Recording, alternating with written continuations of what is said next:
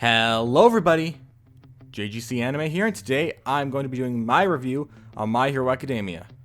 Basically, this whole thing is going to be starting with like an introduction, a story summary, what I like, what I dislike, a spoiler-free thoughts, and then a full thoughts with spoilers in them too, also known as the spoiler section, and then ending on a conclusion of rating the anime on a scale of 1 to 10.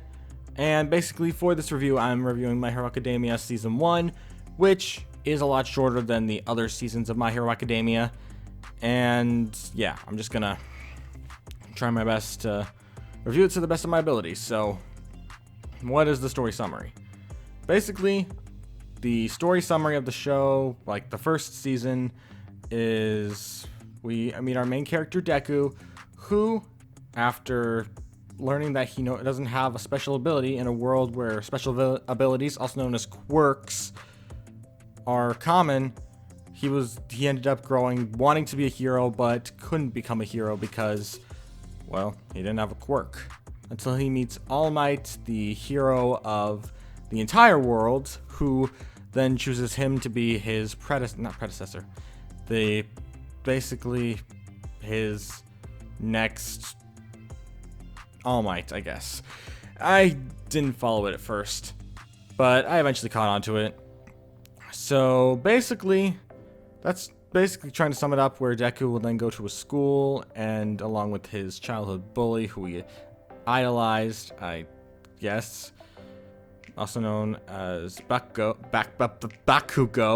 And basically, this is an entire story about how Deku becomes a true hero. Now, his name isn't actually Deku. That's his nickname and stuff like that. I call him Deku because it's way easier to remember than his real name. And yeah, so basically I'm gonna start by saying what I like. There are a few things I really liked about this whole story arc. Even though the first season is a lot shorter than the others, it does have its own interesting traits, such as its action is really good. I think the action in the show is really well done. I think it really plays out really well. And as someone who has seen lots of different action scenes, some really bad, some phenomenal, this is definitely a top 10 best fighting animes. The fights consistently stayed good. They were always really entertaining, and I had a lot of fun watching them. And while I think the story was a little weird at times, I definitely think that it was still a pretty good story for a starting season. If it was the only season, it would have been a really bad story, but for just a starting season trying to set off a whole bunch of stories, it was pretty good. I thought it was pretty good. Although, I do have one small little flaw with my interests, and that is I'm a huge fan of isekai anime, which, if you don't know what that is, it's when people get transferred to another world. I'm a huge fan of those, so exploring new animes that aren't like that were a little bit harder for me, but I eventually grew into them. And basically, I think this was my first one that wasn't an isekai. Then again, it was also the second anime I'd ever watched. The first was Sword Art Online, but no matter. So basically, I wasn't too sure about this anime with its first season. It's just because I really didn't know what to expect. It was only one story arc, when normally the later seasons would have two in each season. I thought it was fine. The final dramatic storyline was fine. Everything was fine, but there was also stuff I really disliked. There is one, if you want to know exactly the main thing I disliked, there is one thing I majorly dislike. The League of Villains. Don't hate me. Please don't hate me, My Hero Academia fans. If you don't know who the League of Villains are, they're like this whole group of villains that try to defeat All Might. Oh man, I just don't like them. I hate whenever they show up on screen, and with them being part of the story, I don't like them. I find the characters in them very annoying, and besides one or two of them, I hate everyone in the cast of the League of Villains. I hate them all. I don't hate them as in I despise their character. I'd rather them die and everyone forget about them. No, it's more of a, I don't care for these characters. Please, can we skip past them? I don't want them in this story kind of hate. I just don't like the League of Villains, and I generally really don't care for them. I was more intrigued with the Hero Academy, which My Hero Academia is about that. I was more intrigued with that than I was the villain aspect. If you'd never even involved villains, I would have been fine with it. I was more intrigued with how Deku was dealing with everything, because, well, he only gained something from hanging out with All Might, and it was just kind of interesting there. And the League of Villains just made things really weird, and I didn't like it at all. Like, at all. So, yeah, that's one of the major things I disliked. And I think the pacing at times could be a little weird, but for the most part, it's pretty well done. There is this random thing that I think that happens in Season 2, but I'll get into that if I ever do a Season 2 review. And I don't know, it just, this whole thing didn't really fit to me. I didn't really enjoy the League of Villains, and it was really hard to watch for that. But I guess we'll go into the spoiler-free thoughts now, because I really don't want to say too much that wouldn't give away spoilers. So, spoiler-free thoughts are simply, there's a lot of interesting concepts in the show that I really like, and while I don't exactly see why so many people praise it like this majestic anime, I don't get it, because it's kind of fine. I don't think it's something truly revolutionary or unique. It's just fine. I didn't entirely see what was so hopeful in the first season. In fact, it took till season 4 to get to a storyline I was obsessed with, which, if I do a review for season 4, that's when I'll explain it. But basically, the story's not exactly been the easiest to understand for me, and these characters aren't exactly the most cared for me. I just generally don't care about them half the time. And I feel like people really oversold this anime. How many people claimed this was a phenomenal anime, a fantastic anime, which there's actually this movie that came out a while, not sure how long ago, called My Hero Academia 2 Heroes. I actually have a review on that you can find on the channel here. I already clarified in that video, I freaking hated that movie. I thought it was one of the crappiest, most movies I'd ever seen, and I really thought it was just bad beyond belief. And what do I see online? People praising the movie, saying it's a good watch, saying it's a amazing watch. But I just don't see it. I don't see why people like that stinking crappy movie. This isn't meant to be about that movie. If I ever make a part 2 to that, it'll just be me rambling on for like 30 minutes about why I don't like the movie.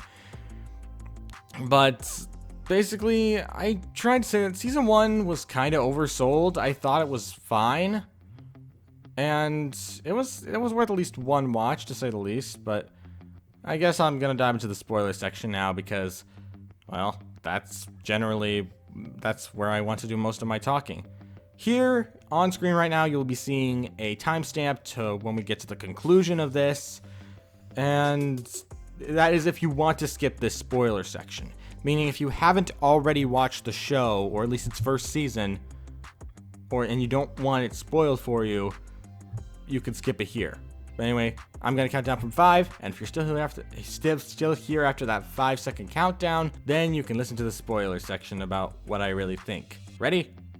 5, 4, 3, 2, 1.